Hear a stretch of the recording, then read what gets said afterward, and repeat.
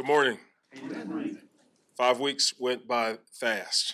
Went by fast. It seems like yesterday we were just walking in here and going through all of the administrative things and just getting ready to approach camp. And now here we are. Looking forward to watching the participants, the men who are going to be out there competing against Kansas City, really represent the best of what we want to be about defensively. We've learned a lot over the past 4 weeks, especially with the live competition.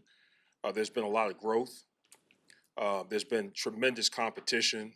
The players have taken a lot of pride in the way that we've competed, the way that we've debriefed what we've done during the ball games, whether it's been extremely positive or it's something that we need to correct and focus on. So, looking forward to going over here and wrapping up the preseason and watching the people who are going to be competing for positions on the team and roster positions go out and do their absolute best. And I would like to say this, the guys that are going to be competing, I just cannot speak enough about the character, the mental toughness of the people who are going to be on that field tomorrow night. When you come in to a situation like this, you see the players on film, but when you have a chance to work with these men, you really get a sense of who they are and why they're in the position to achieve and accomplish their goals. So I'm excited to watch that, to help them, and to wrap up the preseason. With that, I'll take your questions. When you look at the bottom of, or the defense, I'll start over. When you look at your defensive ends and when you try to make the decision by next Tuesday who gets to stay and who doesn't, do you judge them based on what they've done in camp or what you think they can become? How do you fight the balance of potential versus performance? Sure. The balance of the work that we do in camp, and it really goes back to the off season, but especially when we start the live competition, all of those things matter. They count. It gives us an opportunity to make some projections, to anticipate, and also to evaluate the player's ceiling. I mean, how much more growth exists within that particular player, that person. So it's a combination of both things. There is a projection aspect, but it also comes down to just raw production and how much have we seen from that player from last year, if they're returning players, and how much growth have we seen in some of the rookies. So there is some projection and there's some empirical data that we use to just say, listen, this is where this person has gone. This is what we anticipate. If you've got guys who've been banged up too, how does that enter your thought process when talking about projection? Yeah, I mean it's a little tougher, but you also have to look beyond or look even before what they've done before they were not able to participate, and there's a lot of projection in that. But also the evaluation of the players. That the reason why they're here, there was an evaluation done before they were drafted, before they were signed, and during the off season, you look and you start to anticipate, where this particular player can go in terms of the following year and the jump that we anticipate them making. As an extension of that, what's your interpretation of Hardy specifically and the production he's given through August? It has really stood out. It has really stood out. As far as what we're asking that position to do, especially from a rush standpoint, he's been extremely active. The energy has been high. He's gotten quality wins in critical situations, and his effort has been phenomenal. And everything that we start from an evaluation standpoint starts with hustle. And I don't know anybody that stood out as much as he has. Is Austin Booker ahead of where you guys thought he would be? Well, Austin is make. I'm not. He's making progress. I didn't really project where he should be. What I wanted to see Austin do was just gain every single day as far as his assignments, get him in live competition, watch him compete against our O line, and just watch him just continue to make progress, and then really look at him during the live competition. And like I mentioned last week, the week before he really flashed, and the previous week against Cincinnati at home, it was a little quieter performance. It doesn't mean that he took a step backwards, but he just didn't have the splash plays that he did against Buffalo. Eric, how do you think calling plays in the preseason will help you in the regular season to be the defensive coordinator once you kind of hand that role back to Matt?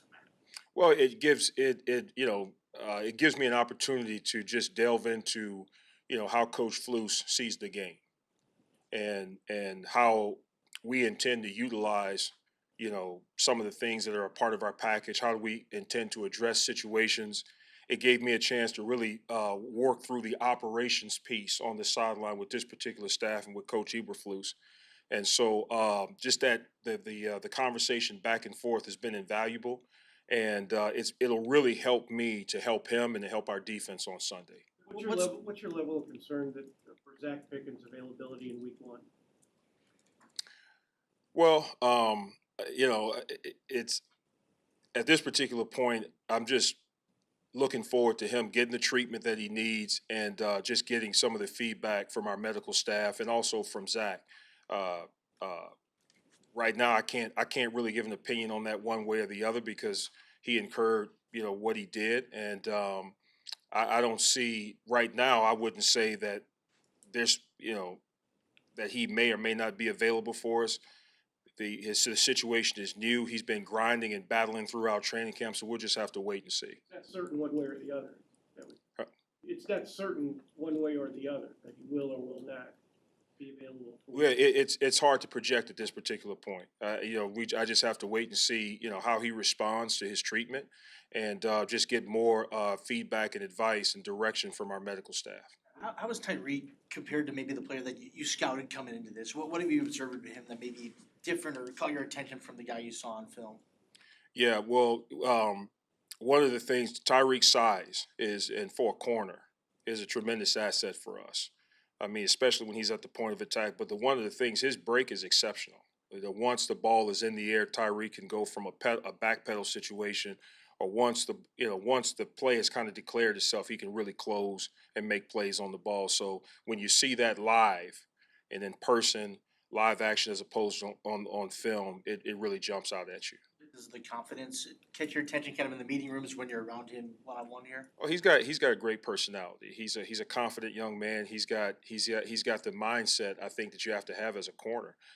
You have to forget very quickly one way or the other because you're going against outstanding receivers outside on the perimeter, number one receivers, and they're going to catch passes, and you have to flush that, move on, and continue to challenge to do your job and to make plays on the ball. And he definitely possesses that mentality. What have you observed about Montez Sweat and the leader he's become with some of the younger guys going to him for different moves and stuff like that?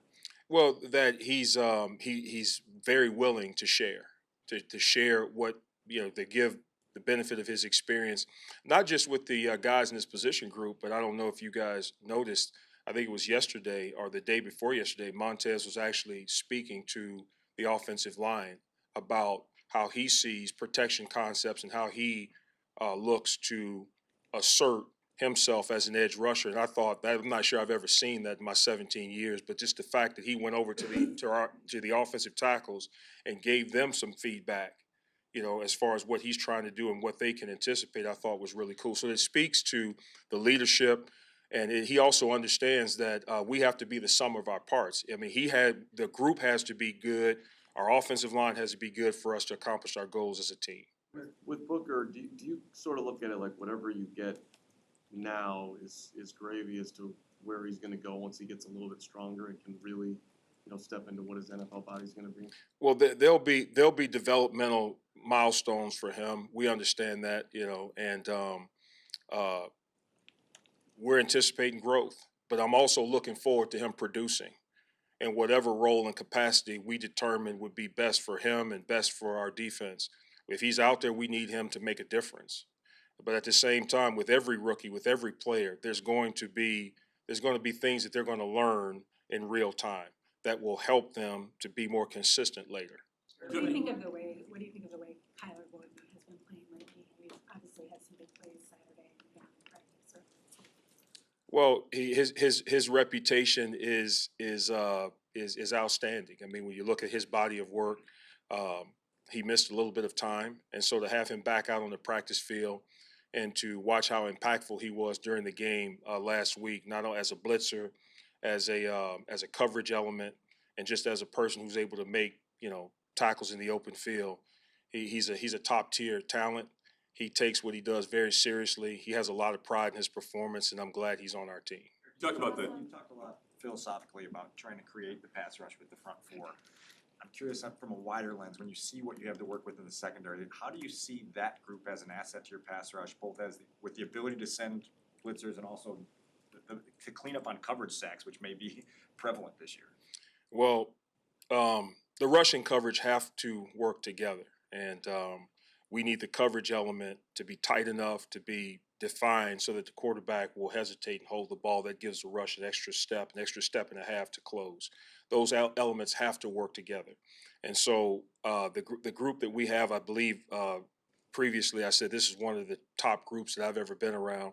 There's been nothing that they've done that's diminished what I said. As a matter of fact, what they've done is enhanced that. When you start talking about our linebackers, nickels, safeties, and corners. And so we're going to be able to play tight coverage. We're going to be able to mix and match some of our coverages, and hopefully that forces the quarterback to just hesitate just enough to allow that rush an extra step or two to get home and to take the ball away from him. What's impressed you most about the chemistry that maybe the entire team, but especially the defense, has shown so far? There's a lot of camaraderie. The defense, from what I've been able to observe, they really enjoy being around one another. There's respect in the room.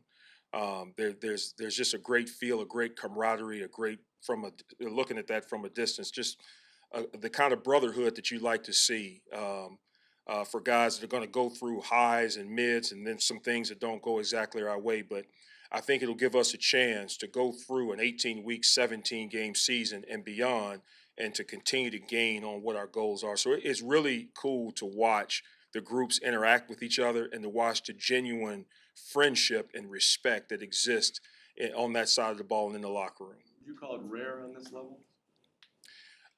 No, because I've seen it before. I've been a part of some really formidable defenses throughout my career, and because I've seen that, I can make that assessment with this particular group that I see some very strong similarities in terms of just that camaraderie, that chemistry, the brotherhood. And that's going to really help us because we're going to have a lot of things that we're going to be faced with over the course of the year. And the one thing that we talk about all of the time, we have to stay together, regardless, stay together. And I have no doubt that this group will really hold true with that. Thank you. Thank you, guys.